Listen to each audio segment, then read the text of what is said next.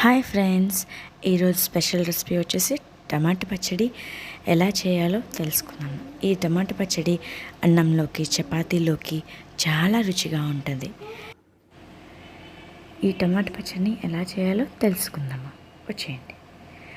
ముందుగా ప్యాన్లోని ఆయిల్ వేసి వెల్లుల్లిపాయలు, జీలకర్ర, ఆవాలు, ఎండుమిర్చి 3 వేసుకోవాలి. సారీ అండి, ఈ క్లిప్పింగ్ మిస్ అయింది, అందుకే. వేసుకొని లైట్ బ్రౌన్ కలర్ వచ్చిన తర్వాత ఆనియన్, ఒక పెద్ద ఆనియన్ కట్ చేసుకు వేసుకోవాలి.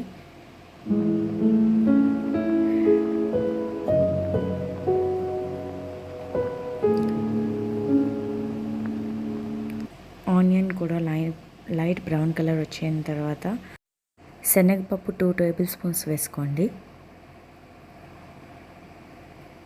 కలుపుకొని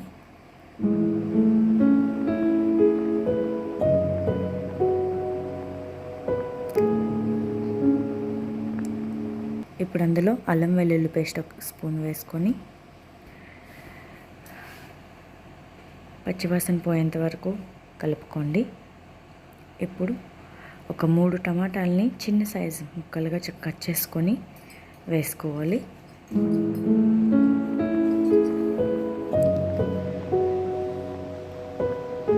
ఇప్పుడు నీరు దిగేంత వరకు టమాటా ముక్కల్ని మూత పెట్టకూడదండి. నీరు దిగేంత వరకు ఉంచి పసుపు 1/2 స్పూన్, సాల్ట్ రుచికి సరిపడంత వేసుకోవాలి.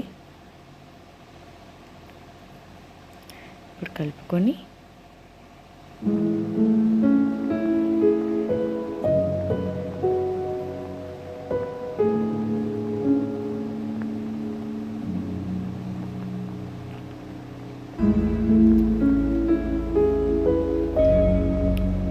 నీరు దిగేంత వరకు ఉంచి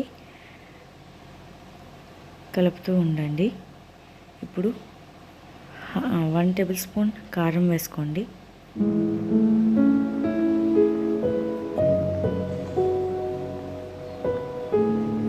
అడుగు అంటకుండా కలుపుతూ ఉండాలండి.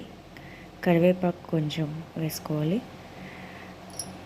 ముందు వేసుకుంటే మాడిపోయినట్టు అయిపోతుంది కదండి, ఆ ఫ్లేవర్ రాదు, అందుకే తర్వాత వేసుకున్నాం.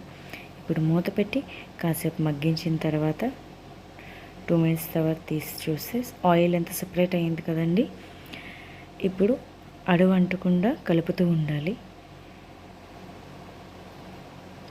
మ్యాష్ చేస్తాం కదండి, అలాగే టమాటా ముక్కల్ని మ్యాష్ చేసినట్టు కలుపుతుండాలి.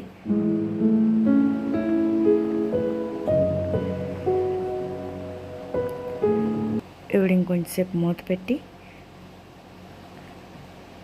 మగ్గించుకుందాం. 2 మినిట్స్ అండి. 2 మినిట్స్ అయిపోయిన తర్వాత మళ్ళీ తీసి మళ్ళీ ఇంకొంచెంసేపు కలుపుకోవాలి. ఆ కలపడం కూడా టమాటా ముక్కల్ని మ్యాష్ చేసినట్టే కలపాలండి. అప్పుడే పచ్చడి బాగుంటుంది, టేస్ట్ అనేది వస్తుంది. ఇప్పుడు కొంచెం కొత్తిమీర వేసుకుందామండి. రెడీ అయిపోయిందండి రుచికరమైన టమాటా పచ్చడి. ప్లీజ్ నా ఛానల్ని సబ్స్క్రైబ్ చేసుకోండి, లైక్ చేయండి. ఇలాంటి రెసిపీస్ కావాలంటే కామెంట్ చేయండి. Bye bye.